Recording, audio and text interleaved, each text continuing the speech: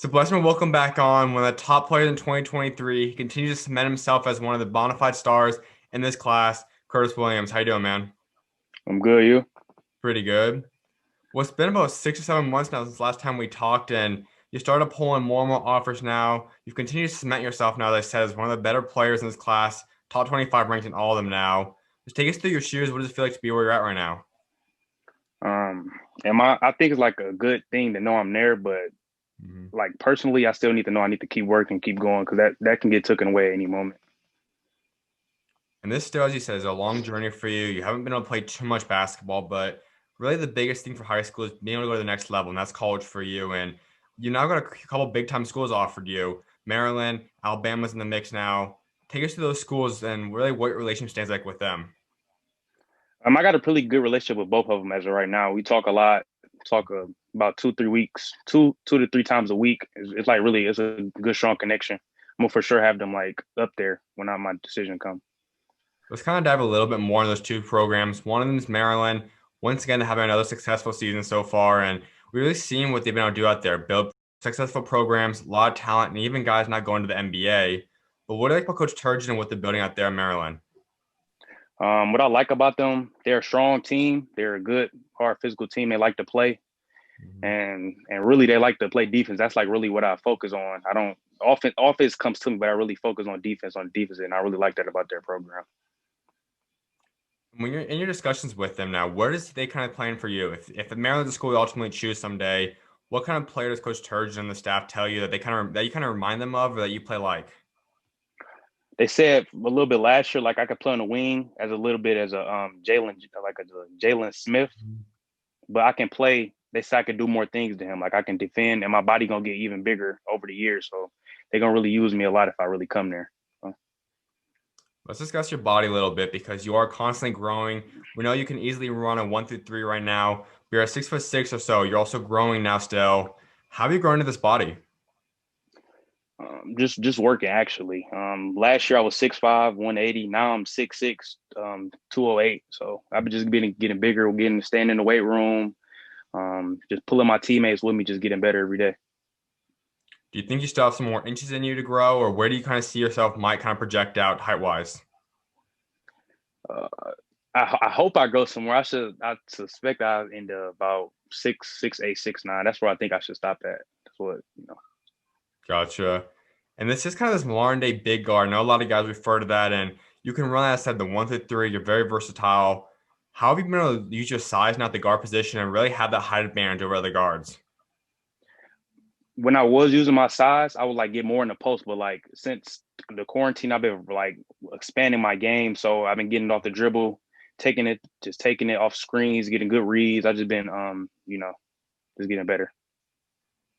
A lot of scouts and coaches also talk to you about a guy that you can guard 1 through 5. Really, whoever the best player is when you're playing against them, that's who you're gonna be matching up on. That's who you're gonna go guard. Take us to that confidence though. You're still just a sophomore, but I know you're one of the better defenders, if not the best in your class. How have you become so confident on the defensive end? It's not really about confidence. It's like really about if you really have the dog in you for defense. Because some people that you can see they tell they don't really like playing defense. They focus on offense, but you really get paid for playing defense. So that's what I really focus on. You've matched up against quite a few big time guys so far. Who is the guy you enjoy most going against? The most I say it's a lot. I either say Ty or Amani. I say Ty because he can, he a big strong player and he can move real fast. And Amani, he can just raise up over top of you. So it's like really fun guarding them. And they talk a lot, so it was a good time guarding them. So when you match up for a guy and you look at a guy like Imani, who we know is considered now a generational talent, as you said, he's pretty much taller than anyone he goes against. How do you match up against him, and what's your mentality on the defensive end going up against a guy like Imani? Just knowing that he's one of the top, like one of the best players. I take that personally because I believe I'm one of the top players. So I just go at him like any other player. But And on the defensive end, as you said, he is a guy that probably can raise above pretty much anybody and shoot the ball. How do you defend that? you just got to stay with him. Honestly, you just got to stay with him and put a hand up, hope it go out. Most of the time, if you get a good contest or you get him from out the lane, get it. You'll be fine. And Ty, on the other hand, the guy's almost a lot like you, strong, forceful kind of big guard, even small forward kind of player. How do you go This about guy, like Ty? that's a good question. Oh, Ty, he like to get to the hole, so I like you gotta really pick him up full court to like try to get him from getting into the hole. But he'll still get in there, but that's really where you gotta focus at from getting him out there and try to get the jump shot going. One aspect you also mentioned was the trash talk stuff, and I know a lot of guys in your area like that trash talk. There's a lot of dogs out there. When you go up against a guy that likes the trash talk and can even back it up, a guy like Ty and Monty can back up trash talk with their play. How much do you enjoy those type of games? I enjoy them games a lot because I get to go back at them and I get to talk trash back. So it's not really one sided on their side. I get to go back at them, talk trash back. At the end of the day, hopefully my teams get the win. Who's the best trash talker you played against? The best trash talker I played against, I have to say Simon Willer. He talked the most trash. He talks the most. Absolutely, man. Well, let's get into another couple of these other schools. One is Alabama, and Coach Oates is an incredible coach, and he's continued to do great things with his team as well. He really runs a three-out kind of guard play where we see three-point guards, shooting guards at the same time. What do you like about that offense? That offense, I think, in my opinion, I like that offense. Because they have a lot of great shooters on their team. That's what they like to do: shoot, get out and run, and they leave like the middle open so the 1 through 5 can shoot, so you can just go. That's what I like about their program. He is more of a young coach. We know he says some controversial things, but ultimately, at the end of the day, people know Coach Oates says what's true. He just talks to you guys, and every single player that plays for him loves Coach Oates. So, what's he like on the personal level when you talk to him just about life? What's Coach Oates like? He's a great guy. Family man first. Real cool to talk to. It don't even got to be basketball wise. He'll talk about you about school, anything like relationship, like stuff with girls, anything. He's like a good person.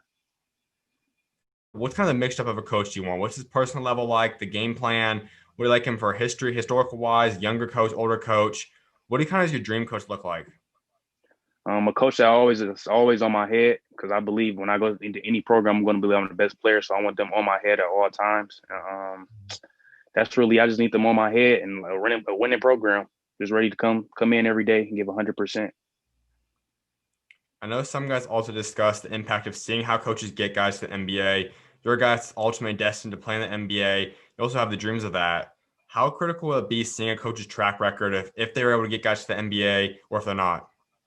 That'd be a, real critical because I get to look into it, look at what programs I like and which ones don't, and which ones made their players to the league and which ones didn't. So There's a few other schools that have yet to offer you, but you've either taken a visit to with Michigan State. Also, you've had a couple of schools you're planning. I know some like Louisville.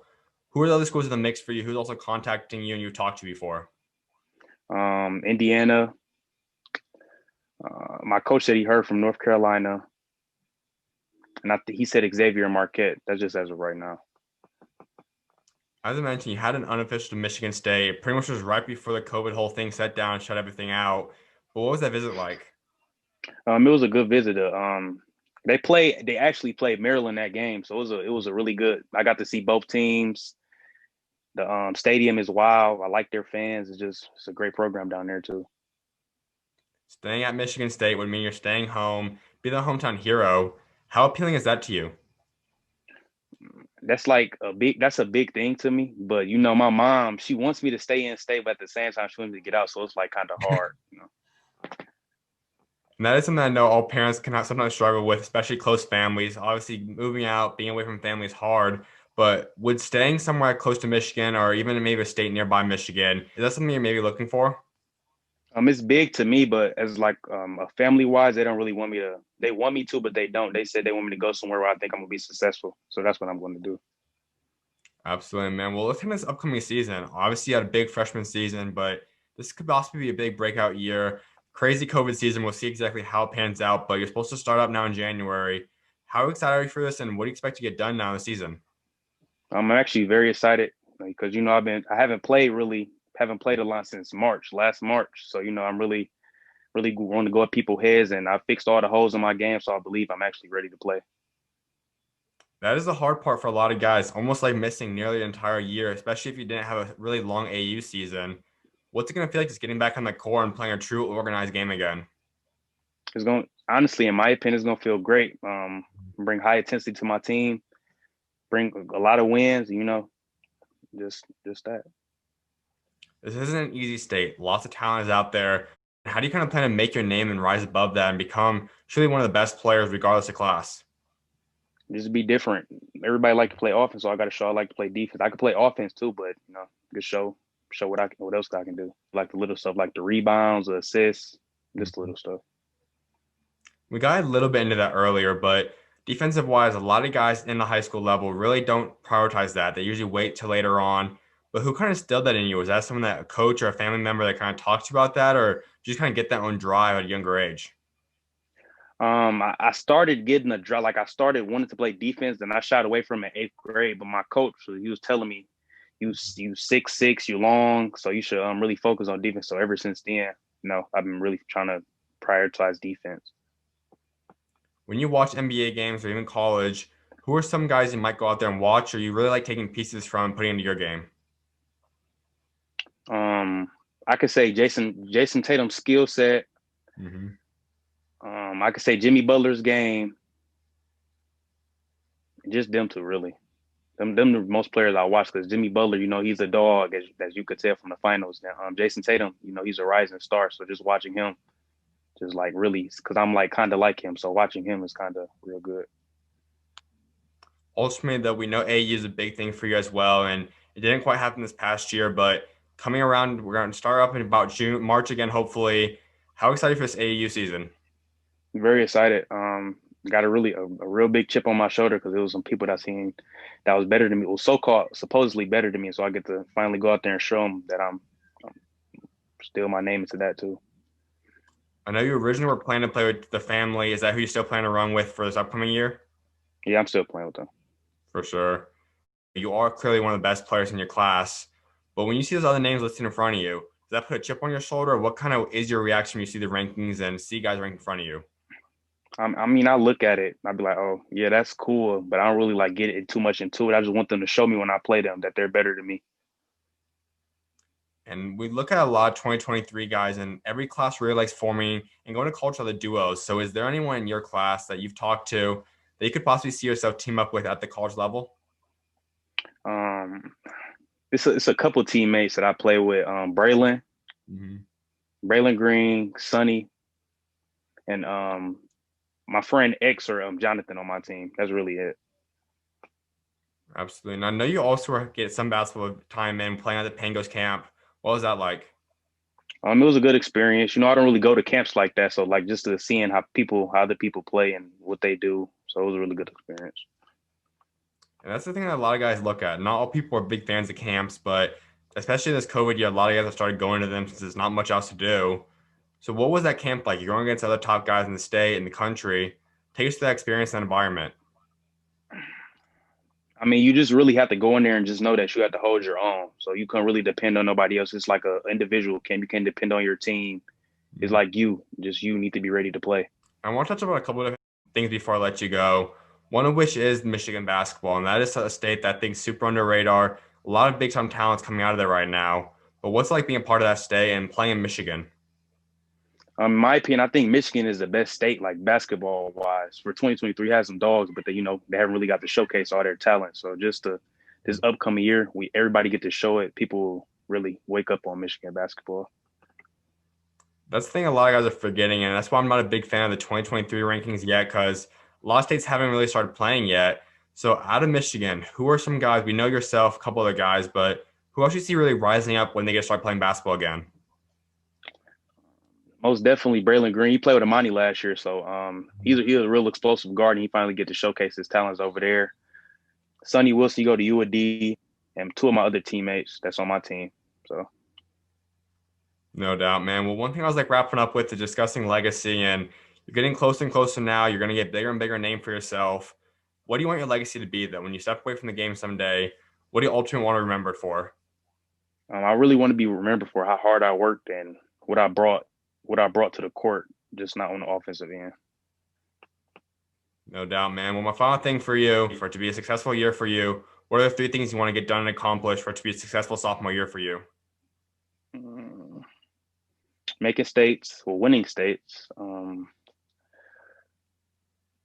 Having a good. That's a good question. Um, just making sure my teammates eating, not just me. I can say that. Hmm. Um,